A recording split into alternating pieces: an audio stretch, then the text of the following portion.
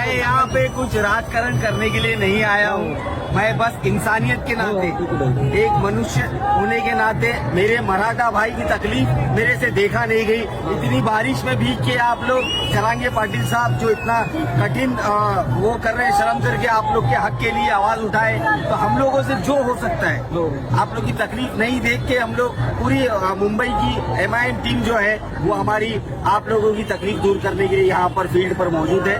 उसके तहत हम लोग हमारी ताकत के हिसाब से, मैं फारूक शाब्दी मुंबई का MIM का अध्यक्ष के नाते यह ऐलान करता हूं कि मेरे मराठा भाइयों के लिए दिन हो या रात हो, आप मेरे को नहीं भी बुलाएंगे तो मैं आपके लिए खड़ा रहूंगा और हमारे से जो होगा फारूक शाब्दी आज मुंबईमध्ये होणाऱ्या मराठा आरक्षणासाठी मुंबईतील व महाराष्ट्रातील तमाम मुस्लिम समाज हा मोठा भाऊ म्हणून आज आमच्या पाठीमागे उभा टाकलेला आहे। याच्याबद्दल आम्हाला आमच्या मुस्लिम बांधवाचा, आमच्या भावाचा मनापासून गर्व आणि अभिमान आहे। याचं मी स्वागत करतो मुस्लिम बांधवाचं, कारण आतापर्यंत अनेक लोकांनी हिंदू मुस्लिम जातीय दंगली घडवण्यासाठी याचा वापर केलेला आहे।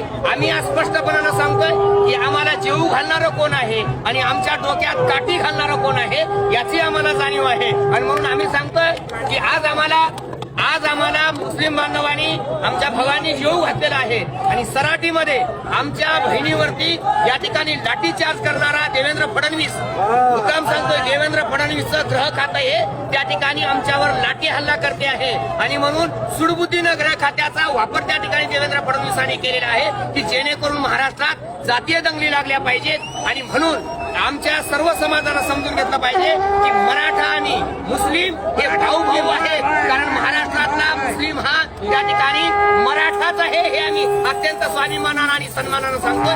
कारण छत्रपती शिवाजी महाराजांच्या काळात पण मुस्लिम त्या ठिकाणी मराठा समाजाच्या बाजूने लढत होते, ती न्यायाची आणि हक्काची लढाई होती। आता सुद्धा त्या ठिकाणी हा मुसलमान भाऊ आमच्या पाठीमागं उभा टाकतो आहे। याचा निश्चितच केवळ आरक्षणापुरता हा विषय नाही, कारण याच्यामुळं महाराष्ट्रातलं सामाजिक एकात्मता आणि एकतेचं जे वातावरण आहे ते सुद्धा याच्यामुळे मजबूत होणार आहे। आमच्या या लोकशाहीला सुरुंग लावण्याचं काम या 2-3% लोकांकडून जे होत आहे त्याचा मनसुबा आम्ही नक्की उधळून लावू याची आम्हाला खात्री आहे, कारण या देशातली लोकशाही नष्ट करण्याचं काम या लोकांना करायचंय।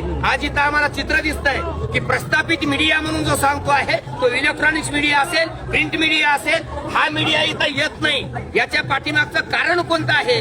मंत्र्याच्या घरी कुत्रा मेलं तर जो मीडिया जातो तो मीडिया एवढा मोठा कोटीनं समाज उभा टाकल्यावर येत नाही।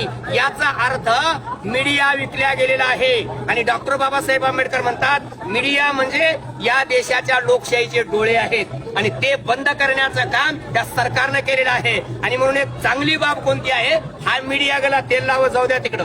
आमचा हा सोशल मीडिया जे काम करताय ना, या सोशल मीडियाचा आम्ही मनापासून आभार मानतो आहे, कारण तुम्ही जर ठरवलं तर काय बी होऊ शकताय, कारण त्यांनी खोटं विकलंय, आपण खरं विकतो आहोत आणि खरं सांगत आहोत। म्हणून तुमच्या सर्व सोशल मीडियाचं आम्ही समाजाच्या वतीनं, राष्ट्राच्या वतीनं मनापासून त्या ठिकाणी आपल्या सर्वांचं अभिनंदन करतोय। जास्तीत जास्त लोकांपर्यंत हे राष्ट्रीय एकात्मतेचे विचार पोहोचण्याचं काम आपण सर्वांनी केलं, त्याबद्दल मनापासून या ठिकाणी मला आनंद वाटतोय।